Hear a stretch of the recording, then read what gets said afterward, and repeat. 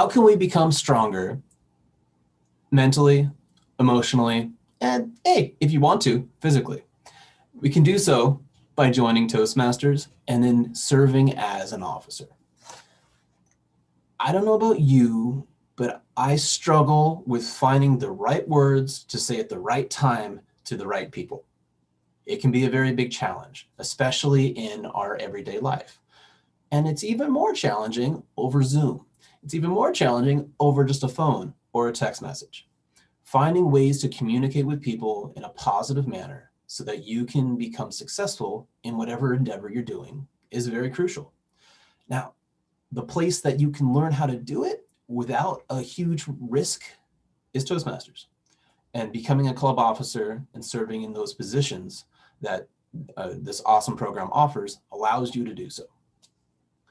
A little bit of background. Leanna gave me the nice introduction, but I basically have been a club officer my 11 years plus in Toastmasters every single year, except for one, when I was district director. I stepped away and was not a club officer for once, and it felt really weird.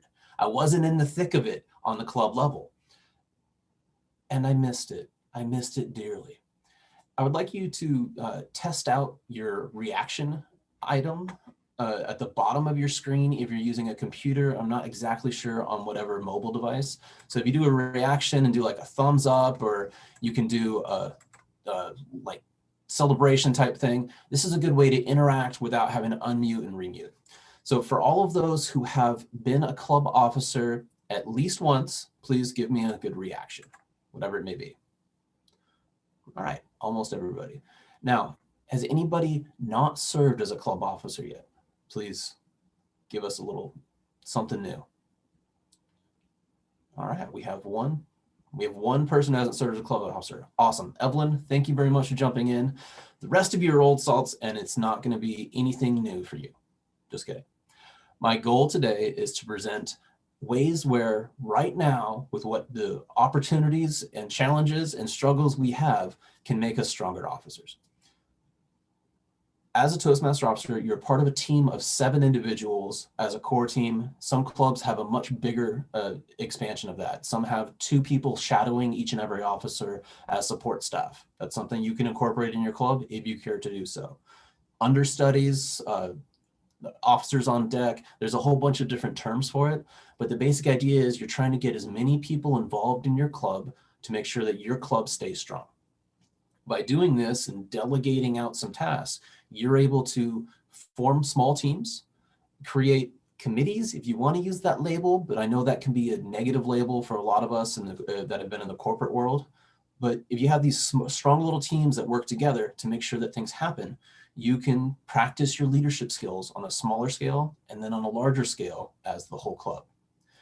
So if you have the 7 main officer positions, if we are meeting digitally, how is that different than meeting in person?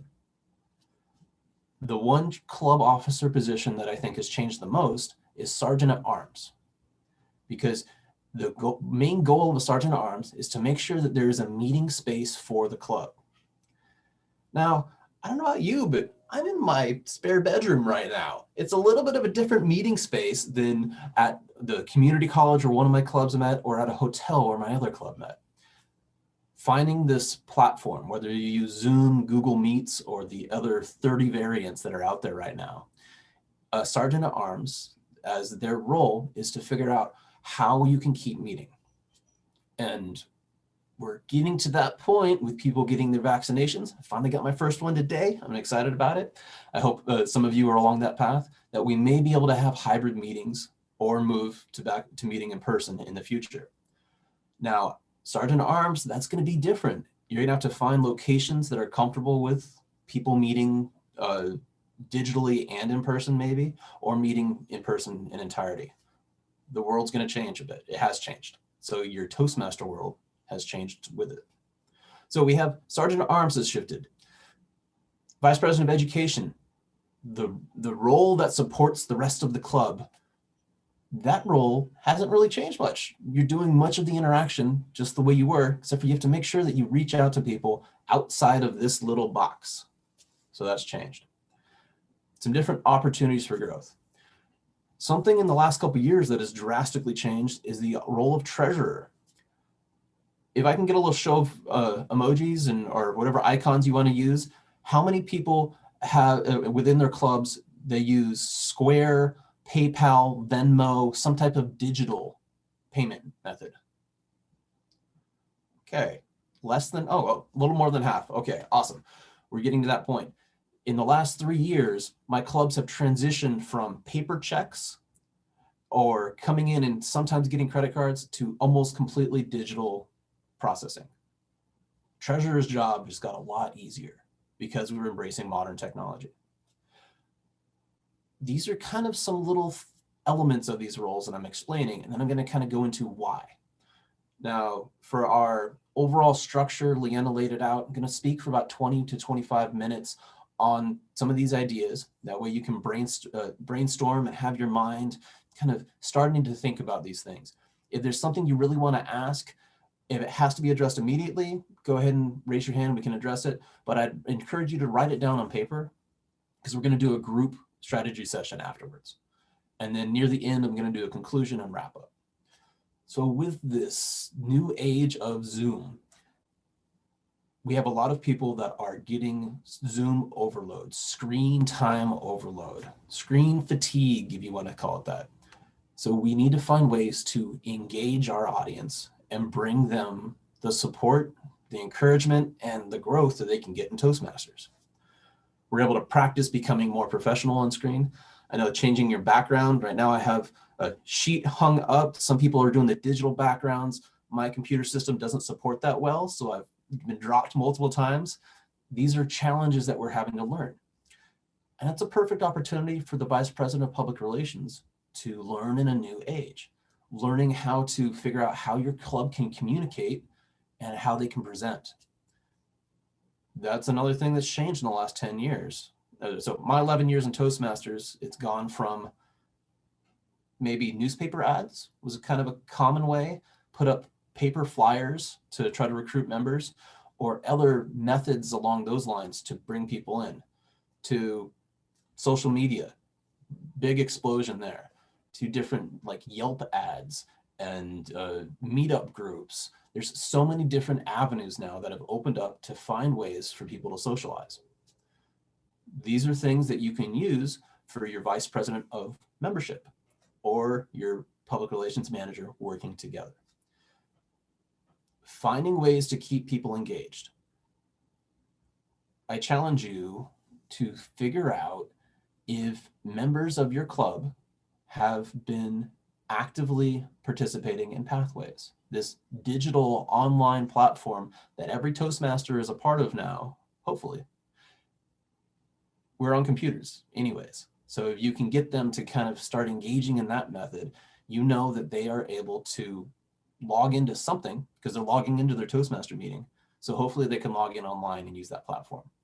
And offering tech support, you can very quickly share screens with people and walk them through the process. So this is a new tool that we have available. Rather than trying to explain a problem in a club in-person setting that they may have to go home and try to do. And then you get a call, tech support, hello, I would love to help you with this, and try to walk them through a screen that you can't see in person. So these are some of the positives. I'm not going to dwell on the negatives of missing handshakes, greetings, hugs if you're a hugger. We're missing people in person. And I know that's a big deal. And being able to see every bit of dynamic movement that people can do in speeches. I know Angela's on the call right here, and George, they're both members of one of my clubs, the On Patrol, and they are phenomenal with getting really good, fun gestures going on. And we're able to see a little bit of them with our stand-up presentations in Zoom, but we're missing it. We're all missing a little bit of that in person. So with our club officers to be stronger at these roles, I'm encouraging you to embrace the new, embrace positive change that you have with this opportunity to be online, with this opportunity to have this digital interaction. I haven't addressed the one officer yet, called the president of the club. Now, president of the club, your main goal is to make sure that the club stays alive, that your officers are supported, and that The club has direction and a vision for the year. I know every single club has had their initial club success plan, whether it was written or talked about or however, thrown on its head in the last, let's say 24 months. It's drastically changed. I'm hoping that your club has been able to adjust and adapt to it. Your opportunity as a club president is to lead this new effort, is to help your club members and your fellow officers work through these challenges. And it's been said many times, the club president is the cheerleader of the club. Yeah, we can do this. We can make this happen. If one person says this and one person stays motivated, you can oftentimes pull the rest of the club into it. But if you have two people do this, if you have two people acting this way, it creates a movement. I don't know if any of you have seen the little video meme where you have this one guy at a concert, pretty big concert on the grass, and he's dancing and doing this really funky dancing all on his own. And people are kind of looking at him, staring at him a little weird. Like, that's an outlier. That's an odd person. But then one person jumps in and starts dancing with him. And then a second, a third, a fourth. And all of a sudden you have like 500 people all dancing together. So that is the power of the second person. That is the power of the follower or the accomplice or the supporter, whatever you want to call it. Now, I'm bringing that up because if you have one person championing your club, whether it's the president or any other member, and nobody else does that next step and follows their lead, the club can easily fall apart. And I encourage you to not let that happen. Find your leader, find the person who has that new idea, and then follow them, support them, encourage them, champion them, and create at least a dynamic duo within your club to move forward in this new direction. So as a club officer, that can allow your entire club to become stronger, because once two people do it, most likely the rest are going to follow. So I take that with you. Now, we have a range of Toastmasters in here. I like to call them seasoned Toastmasters. Those of us that have been around a little bit, we've been in most of these roles. Sometimes we're very comfortable in the role, and that can be a bad thing. Right now, I'm secretary in my Toastmaster club, Yon Patrol, and I have not been fully fulfilling that role, and I feel bad about it. Getting my own guilt trip going. We are our own worst critic, but I haven't really taken notes. I haven't done the secretary's role of really getting things going and getting the information out to my club. So it's something that I became too complacent. I'm kind of supporting on the sides, but I'm not doing the core role of the secretary, which is to make sure that everybody knows what's happening in the club, and then so that they can be an active participant in making the decisions.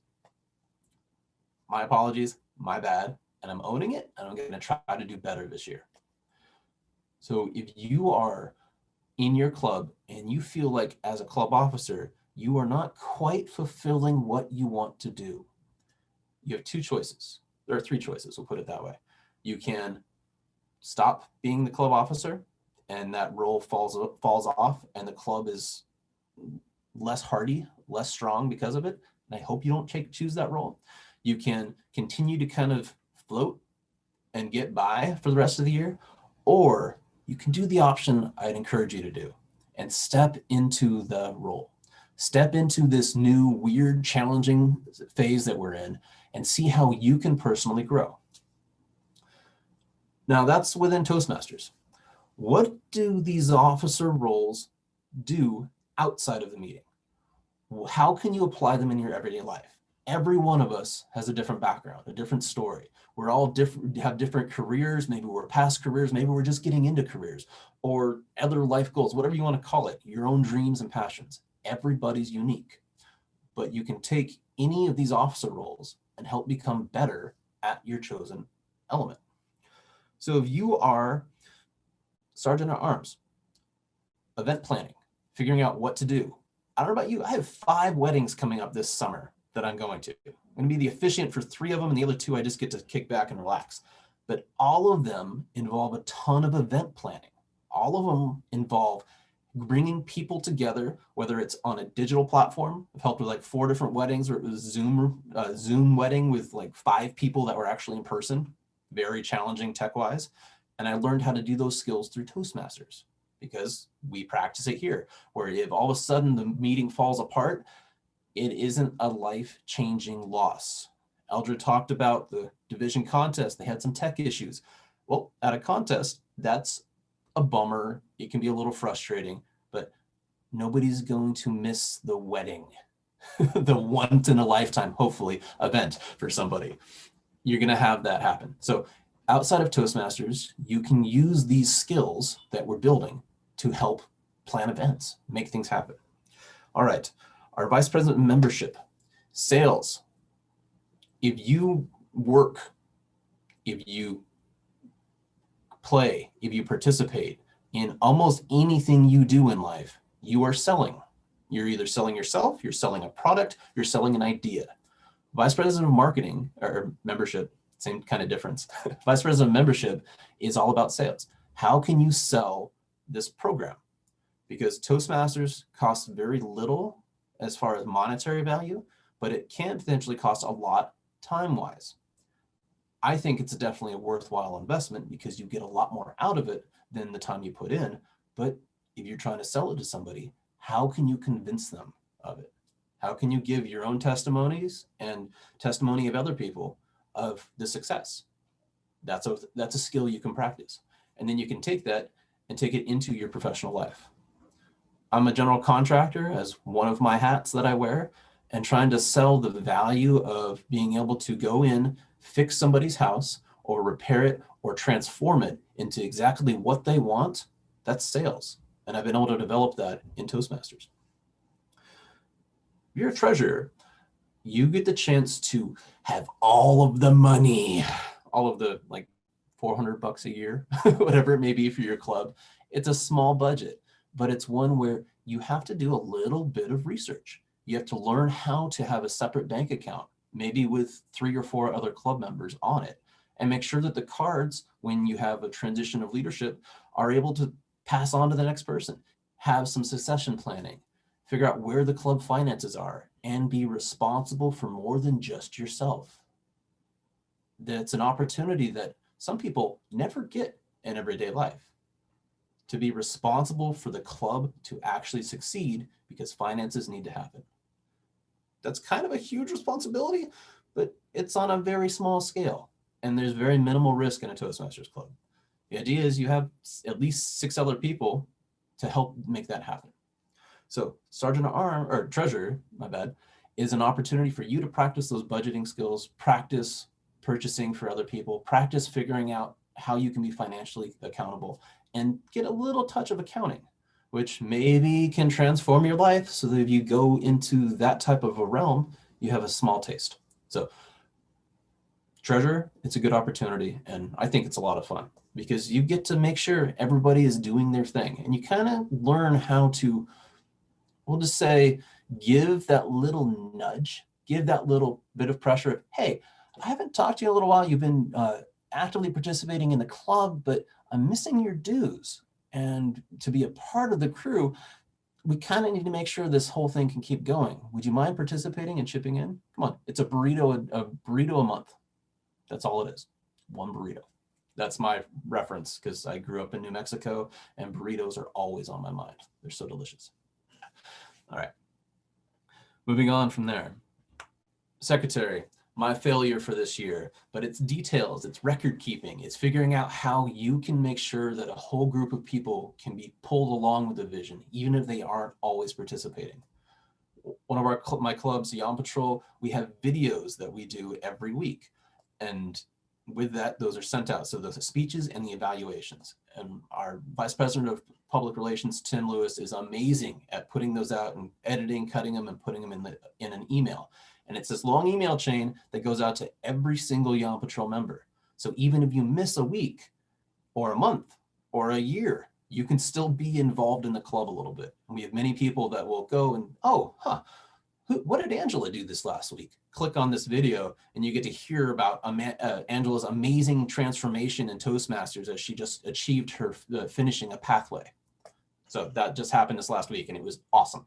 So those type of things with secretary, you can write about achievements, you can write about what's happened, and you can get information out. Now, if you do family newsletters, family updates, or you're just trying to make sure that people know what's happening in a narrative, secretary is a great role to practice those skills. Leanna, our Toastmaster for the night, she's a writer. And so being secretary and practicing those writing skills and getting the information out to people in a succinct manner, that's a huge valuable skill. All right. We talked a little about Vice President of Public Relations, social media. It's a big thing. It's a huge opportunity for you to practice those skills because you can take them out and apply them to any career, any field right now. No, I say almost any field right now, because online is the way most people are communicating and most people are finding new sales and new marketing. And then you have the logistics manager, the person who puts everything together. Vice President of Education, it's making sure people are achieving what they need to achieve, have goals, and you're helping them succeed in achieving those goals. And you are helping transform people's lives. One of my favorite parts of Toastmasters is seeing people get it. Those aha moments, those, I was really, really scared to do this and I'm doing it. And then they did it. And then the amazing transformation that comes from that. In 11 years, I think I've heard from over 400 people of how they have personally transformed because they had the structure in place to grow. The structure in place to grow and the support of a Toastmasters club, the support of a Toastmasters area and district. And the person that makes that happen in a successful way is the Vice President of Education. Now, to take that knowledge and that experience into your everyday life, you can help every single person in your family, in your friend circle, and in your profession do better because you learn how to practice it here. We already talked about the president a little bit, leading groups, making things happen, being the cheerleader. But another thing that can happen is internal transformation, being the person who's actually in front of the stage, actually in front of the group and leading a group. Most people don't get that opportunity in their life. They are not voluntarily elected or elected into a position in front of people. Dave Shehorn's on here. He's run for in the political world and has dealt with that type of public policy. Many of us have never run for an elected office and never get that opportunity unless you do Toastmasters.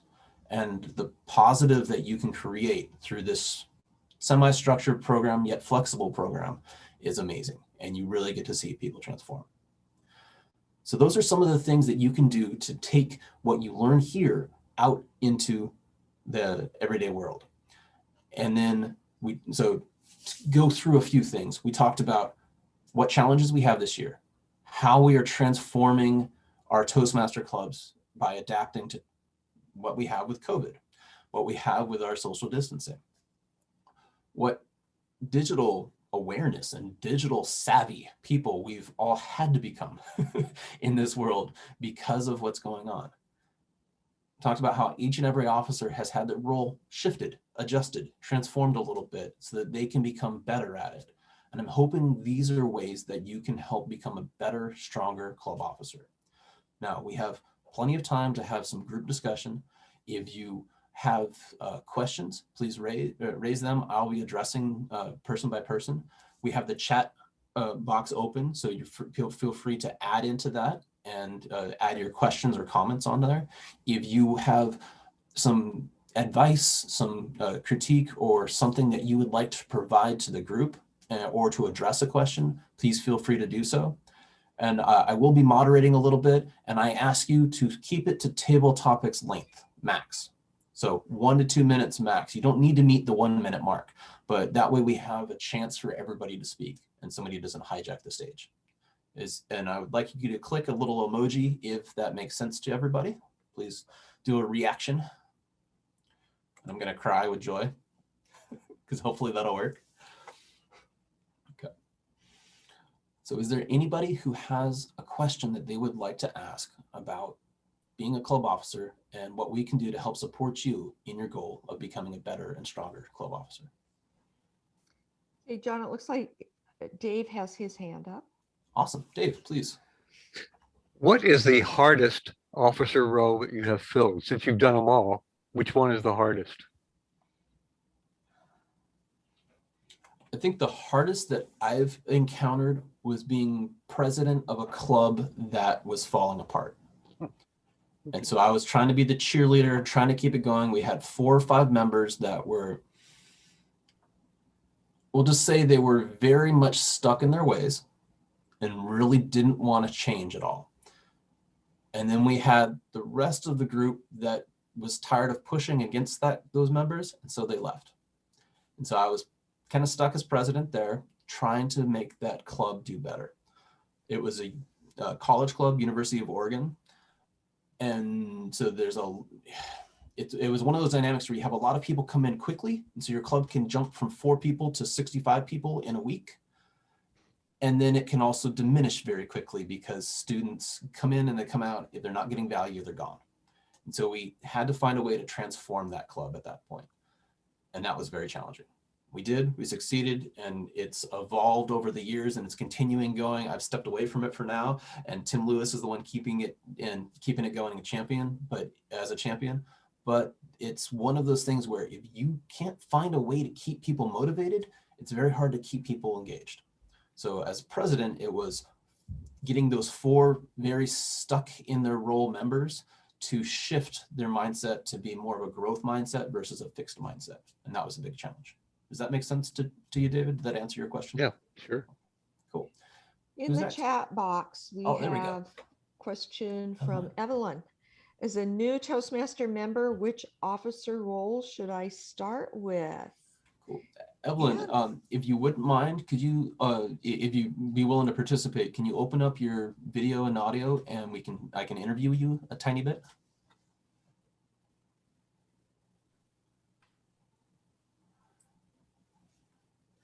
Hi, Evelyn. I can't quite hear you yet. Oh, sorry. I was actually on mute. Hello, everyone. My name is Evelyn Ting. I'm currently located in Illinois. Illinois, cool. Yes, 1 hour away from Chicago. And what else would I tell you? Okay, I joined Toastmaster in December. So about like 3 months. And then I start with 1 club, and then I found that I don't have enough understanding about Toastmaster and also the meeting flow and everything. So I ended up joining another 2 clubs. So total right now is 3 clubs. So kind of understand the meeting flow, and I take roles in the meeting and presented so far 2 speeches. Okay. Awesome. That's my so far journey in the Toastmaster. Cool. So my one question is, what is your main goal that you're trying to do in Toastmasters? What is one thing that you really want to achieve? Improve my communication skill and discover what kind of leadership skill I have within me, and also want to bring out the best of any kind of abilities that I have within the training in the Toastmaster. Okay. So my suggestion would be to kind of look at the different Toastmaster roles, see if there's of the 7 officers, which one kind of jumps out at you as, I would like to improve that skill set. One of them that from what you're saying, it seems like you're diving in a good way. Like you joined 3 clubs, you've already presented 2 speeches, which is phenomenal in 3 months. Like that does not happen very often. So you're very engaged and you're active in getting into the different roles. So one role that might be fun for you is to be vice president of membership, because you are seeing what's happening in 3 different clubs. So you can bring your perspective from that. And then that'll give you the chance to talk to a bunch of different people. So you can talk to the members that are in the clubs right now, ask them what they have in that club that makes them special, that they're proud of. And then you can learn from them what their experience is. And then as new members come in, you can share that information. And so you can communicate more with more people, and you can learn more about Toastmasters through those talks. Does that make sense to you? Yes, thank you so much. Cool. I'm hoping that helps. But if there's another officer role that jumps out at you, please feel free to do so. And you can be an officer in more than one club. I just encourage you to not overload yourself. So that way you can have the most fun and get the most out of it. Okay. Okay. Okay. Did that make sense? Yeah. Yes. I actually doing the pathway dynamic leadership, Cool. but I found that there are some speeches in the pathway actually need to utilize my leadership skill experience.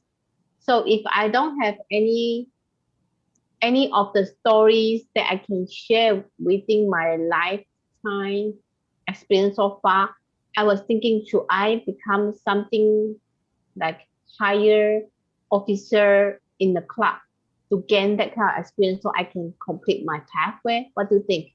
Absolutely.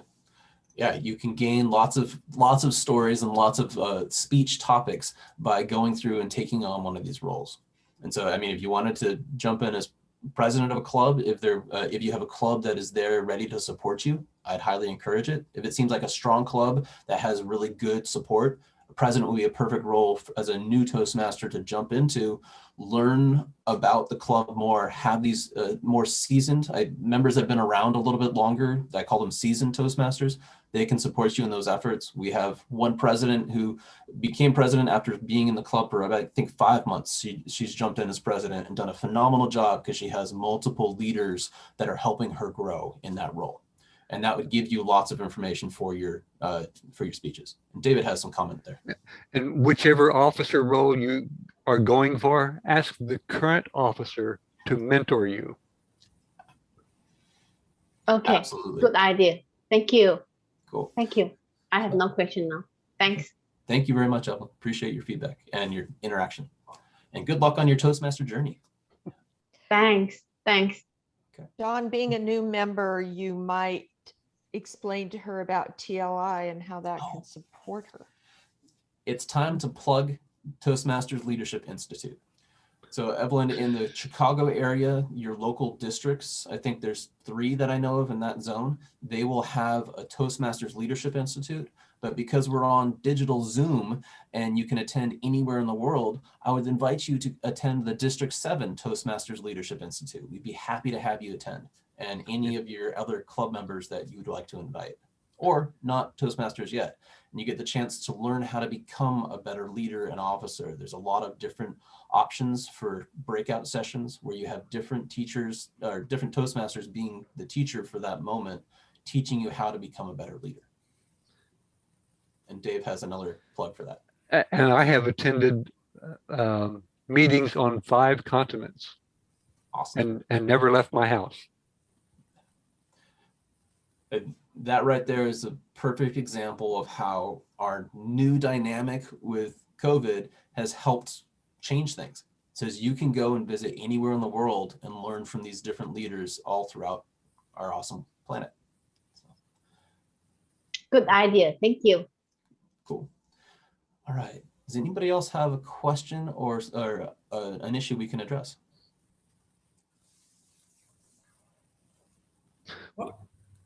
Hey, Lyle.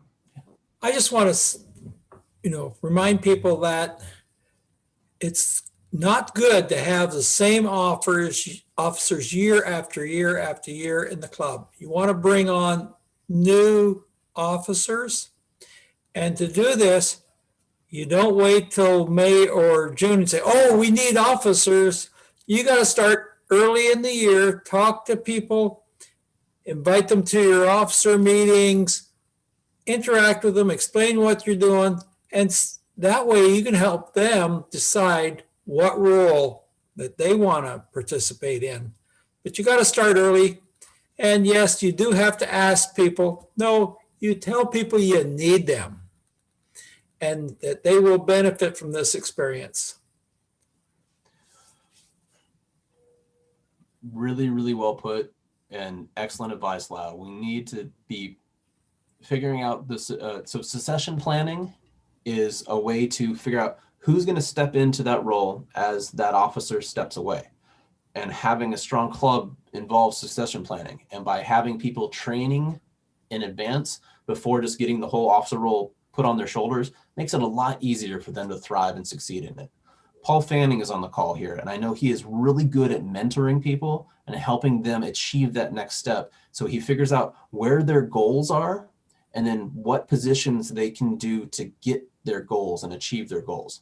So he'll go and do a really good job of pairing up mentors and mentees.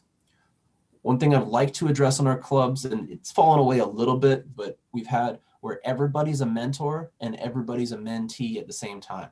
So even if somebody's been at Toastmasters, George, you're at like 22 years now or something like that. George is still learning how to become a better leader because he keeps mentoring people and being a mentee to different people too. And so by doing that, you can keep it fresh. So you have these members that have been around for enough time where they've been most of the officer roles or all of the officer roles, and they can do it again, or they can just help boost people up who haven't had that opportunity yet. I highly encourage you to shift those around so you're not the same officers all the time. And you're not allowed to do that with the president of the club, but the rest of the officers should shift regularly as well.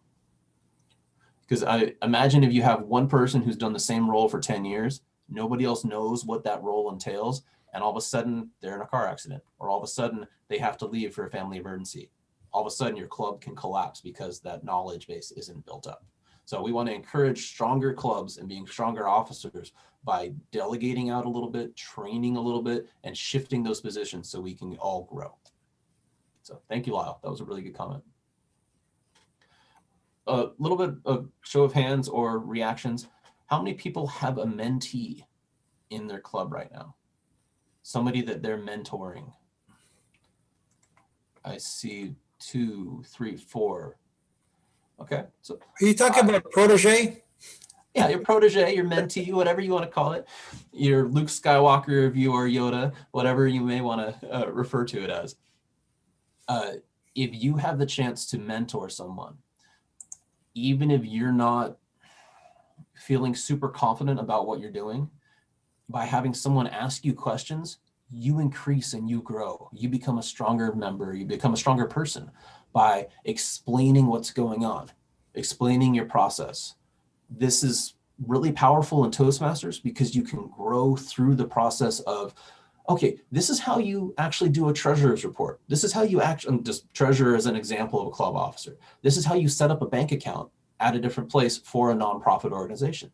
This is how you transition between people so that you have the account transferred over. By explaining that to someone else, you can go through it in your mind and you can become better at it so you don't struggle as much. So that's one example. And then you can take this type of mentee-mentor dynamic into your everyday life and become better at it. I've had the opportunity to teach multiple different things, and I find that I become better at whatever I'm teaching when I have to explain what I'm doing to someone else. So snowboarding, for example, I've taught a lot of people how to snowboard now, and trying to explain how to do really intricate physical maneuvers and mental maneuvers, because you're moving in a weird way, to someone. Every person I have to teach, I have to think of a different way to explain it, a different way to relate to them. And I become a much better snowboarder because of doing that. Does that make sense to everybody? So as your Toastmaster officer roles, going with what Lyle said, if you can go and teach these things to people, teach to your mentee or mentees, you don't need to just have one, you can have a bunch. And by doing that, you pass on your knowledge, you become better at it, and both people can grow, or everybody involved can grow. All right, do we have somebody else? Joe, I see your cat in the nice video or nice picture there, but is there any questions that you have, or Richard or Vicky? I'm just trying to get more people involved. If you're here, I'm hoping you're growing from it, and I'm hoping you're getting some good information, but I'd love to help people out. We're having some struggles figuring out how to shuffle people around to fill the roles. We have people that are willing to do the roles, but we're trying to match them up with what they're best at and what they've historically been best at. So I think that's our biggest struggle. One fun thing you can do is ask which role they're the most scared of. If you have people that are willing to be club officers, and then have them shuffle into the role they're most scared of, and shuffle into it next officer election cycle. And so they have these next 4 months to figure out, or to shadow the person who's in that role and learn the role so that they can thrive when they jump into it. And also they can attend TLI and the supplementary trainings and become even Right. better too. We good advice. We try to get them to attend TLI, and we've had pretty good success with that, but not 100%. But we definitely try that. Thanks. Awesome, Joe. Sure. Yeah. And one of the things with Toastmasters, most people come to Toastmasters because they have a fear of public speaking or leadership, or they just want to become better at it. And we've embraced getting over and overcoming these fears. Or, well, you never totally overcome them probably, but at least you become more comfortable with them.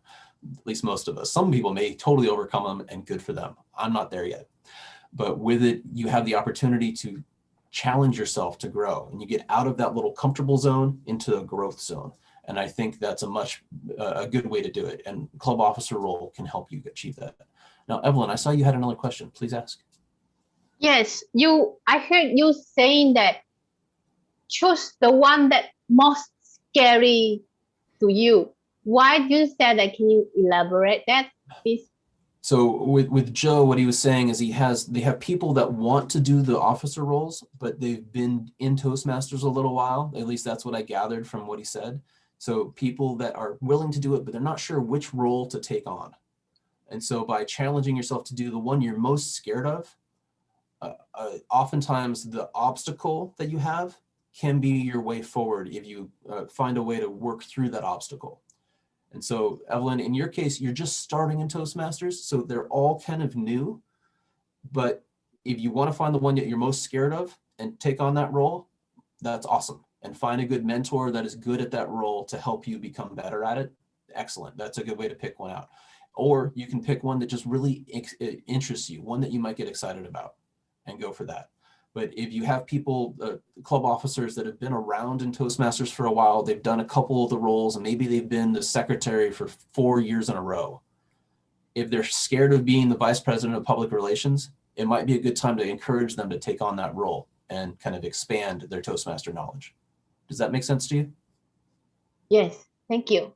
Okay, sure. Paul, good to see your face. Do you have a question or something you'd like to address? I just wanted to address, if I may, the fact that club membership, your number of members in your club can influence the number of officers you have. I've seen several clubs that have low membership, meaning less than the 20, who are trying to fill all 7 roles and get very frustrated, we don't have a vice president of public relations. What do we do? The world's going to end. Realizing that they don't realize that there's only 3 mandatory roles, and you need to build from there. If you build your club membership, then of course you can have all 7. But if you have a smaller club, start with the basics, and then you can grow from there. And it's not as foreboding as saying, I've got 7 positions plus the past president to fill at that point of time. Incremental steps. Very, very good wisdom. Yes. Thank you, Paul. Yeah. I think that can be a very big stumbling block for most clubs because they need to fill everything, and so they don't fill anything. And then they don't submit their officer list, which is so frustrating. So yeah, Cheryl, you had something you would like to add in?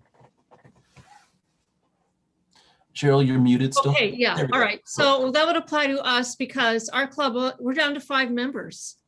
So my hat's been thrown into the ring to be president, and the person who's the VPE, she's not rejoining. And the past president, who will be the past president, she said she could be the vice president membership and PR. But one of our members, he lives in Virginia. He's renewed, but he's really busy. He was our sergeant at arms. And then there's somebody else. I don't know how to wrap my head around it, because how do you get people interested in taking one of these roles? That's the thing I'm having trouble with. One person renewed, but she's never taken a role. And so now I've got to try talking her into taking a role. How do you get somebody to step up and take a role? So there's a couple different methods, and it really depends on the person. So if they are the type of person that enjoys a challenge, you may challenge them a little bit. If they're the type of person that can be, Leanna loves to do this. I see this in you. I see the potential in you. That's her superpower. It's amazing to see her work her action with that. That may be something. If it's somebody who's very shy and has low self-esteem and self-confidence, Yes. encouraging them and being and saying, I know that you can do this and you can thrive with it, and I will support you 100% along the way. And we have these other people that'll help support you too. So it's not, they don't feel like it's just on their shoulders, and to set expectations for them so that they know that, yes, this is going to take a little bit of effort, but the bar is right here and they can achieve that bar. They can go more if they want, and you know they can do more, but this is what they need to do the bare minimum of. And by clearly expressing that can allow them to do it. If you have somebody who's very busy, the individual that's in Virginia, if you can set clear and concise meetings, officer meetings with agendas, very helpful, and make it so that their time is valuable, and that you show that you value their time, that, hey, I need you to do this for 30 minutes this week, please. Can you do this, this, and this? That's all we're asking from you. We're not going to pull you in for 5 hours on a long bit of discussion. We just need these minimal elements for you to jump in and help us out. And we'd love to have your experience and wisdom help the club be better. So you can inflate people a little bit by honestly saying, yes, we want your help and participation. You can say, yes, I trust you and I see this in you, that you can do this, and I know you can grow in it. And also you can ask for hey, I really need your help. Those are all different methods you can use depending on the person. Dave, you seem like you had a good comment to add in. One other thing is to outreach to former members. So get your former members list and say, we need some officers with experience. Oh, okay. All right. Well, that's good advice. Thank you. Right along with that, you can also ask for past officers and past members. Hey, we have a new person in here who really needs a mentor. And I know that you have this experience and you might really mesh well with them. You two might get along and they could really learn from your awesome wisdom. Mm-hmm. Those type of things can work really well to bring a member in that has stepped away for a while, because it can give them new life and new energy to come and help again.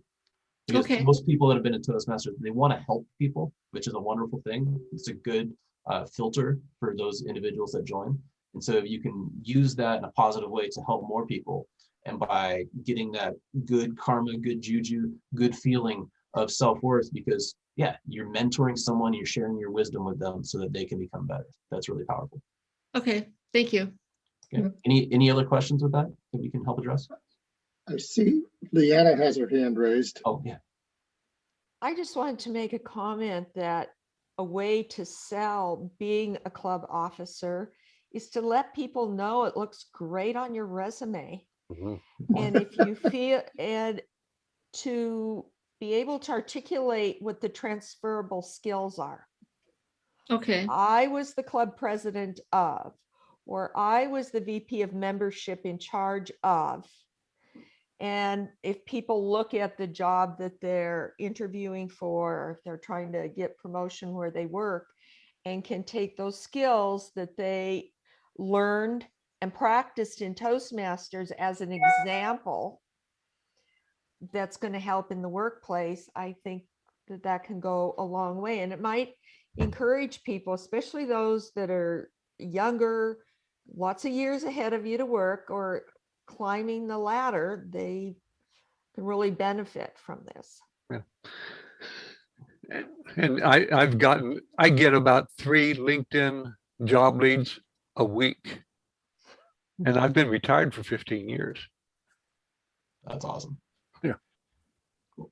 All right, we have time to address probably one more question. If there's anybody else who really has something we can, there's a lot of wisdom in this room here, Zoom room, and we'd love to help address any club issue you have, or a way to help spur you forward to become a better officer. Got a question in the chat box, John. You got it? You want me to read it? It's from Carissa. She Oh, said, that's a good challenge, Carissa. Thank you very much. This is a good time to practice your evaluator skills.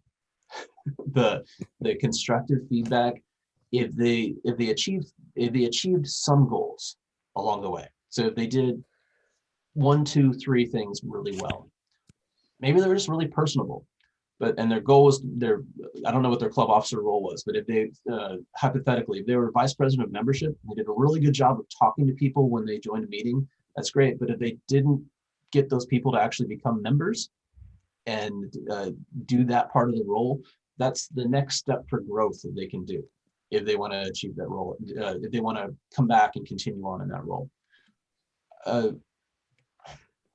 I read this somewhere and I've heard it echoed in multiple venues. So I can't quote it properly, but I try to address everybody as doing the best they can that day. They're doing the best they can all the time. Now, their best they can may be 1% of what you think they should be doing. And sometimes that's where we're at. Sometimes we're out of that energy, and sometimes they just aren't achieving what you think they should be able to achieve. One way to work with folks that are not meeting your expectations is to adjust your expectations. We only have power about how we react to the world. That's the only thing we really can control. But with them, if you want to encourage them to do better, you can talk about how, hey, these are the things that you said you were going to do, and you achieved 1 out of 5 so far this time around. If you want to be this officer role again, I'd love to see you achieve 4 or 5 out of 5. What can I do to help support you to get there? Because I bet you're feeling a little bit self-defeat because you didn't quite do that, and maybe you want a round 2 to try to get better. So that might be a way to address that with them. Now, if they were a toxic member and we're going to address this, and this is kind of a broad across the way. If you have somebody in your club who is toxic and is ruining your club and hurting your club because of, there's a lot of ways that can happen. Having a one-on-one discussion with them or a 2-on-1 discussion with them, depending on the person, outside of the club environment, where you can really have a chance to practice your evaluation skills and motivation skills, and you can have a frank conversation with them and point out what's going wrong in the club. And if you separate out, so it's not the person that's the problem, it's the element and the behavior or the little detail or what happened, an event. If you separate out the problem from the person, then you can address that problem. And that's from Leadership and Self-Deception by the Arbinger Institute. It's one of the most powerful books I've ever read. So on there, if you can take it, so it's not you're not talking to this person saying, hey, you were terrible about this. Instead, it's, hey, on this one incident, this really caused a little bit of chaos within our club because of X, Y, and Z. And give examples and be like, I know that you can do better with this, and I know that there's ways we can do this. How can we support you to get to that point? Or that there's a lot of complexity with this, but trying to go and have outside of the group discussion, especially if they really respect somebody in the group, if they listen to them well, that's a way to address the issue outside of the potential room for embarrassment that can be in a full club setting. I would highly encourage you to do that. If you have 2 people, then it's less likely to become a one-on-one battle. Instead, you have that, as reflecting we did earlier, you have that other person who supports and joins and becomes the follower too. So 2-on-1. So if you have 2 people saying, hey, this is something that we're concerned about, and it's a problem that we can address. It's not you, it's the problem that happened. Then you can hopefully move forward with it. So that may be another way to help address that issue. If I just don't know what exactly happened with that club officer and what they did. But these are things that we can practice in Toastmasters. Nobody's getting fired, nobody's dying, nobody's like having their whole life ruined in Toastmasters. It's a positive environment that's a low stakes environment where we can have these chances to practice. So does that make sense to everybody? And Carissa, did that answer your question? Okay. Yes, awesome. all right. Okay, we're getting close to time. We have 2 minutes left. In conclusion, you are here to have fun. Okay. Toastmasters can put some responsibility, some expectations, some stress, some whatever you want to add to your shoulders and pull like an Atlas mode. The overall goal is for you to have fun. You get to share stories, you get to learn, you get to grow, you get to have these amazing interactions with amazing people. I encourage you as a club officer to keep that in mind. If you're not having fun anymore, it's time for you to shift a little bit. You can shift your mindset, you can adjust your expectations, and you can talk to people. We're here to help you. Your club officers are there to help you. Your club members are there to help you. We come to this because we all want to grow. So I encourage you to keep that in mind. We're here to have fun. To wrap up where we're at, if you want something to happen in your club to create positive change, get one other person to get on board with you. If you see somebody who is a club member or club officer who's really pushing for something that's going to help the club, be that second person to help support them so that they can become better. If you have people that are interested in being a club officer, explain how these roles can support them in their Toastmaster goals and in their life goals. These are awesome opportunities that are not out there in everyday life. You're here in this awesome environment with structure that can help support you so you can thrive. These are all the awesome things that we have in this organization. This organization that people care about you and your success, and they care about the success of the whole club. To wrap it up, it's up to you to become a stronger officer. And by doing so, you empower yourself, you empower others, and you help everybody become better by taking that step out of that comfort zone and into that growth zone. Back to you, Madame Toastmaster.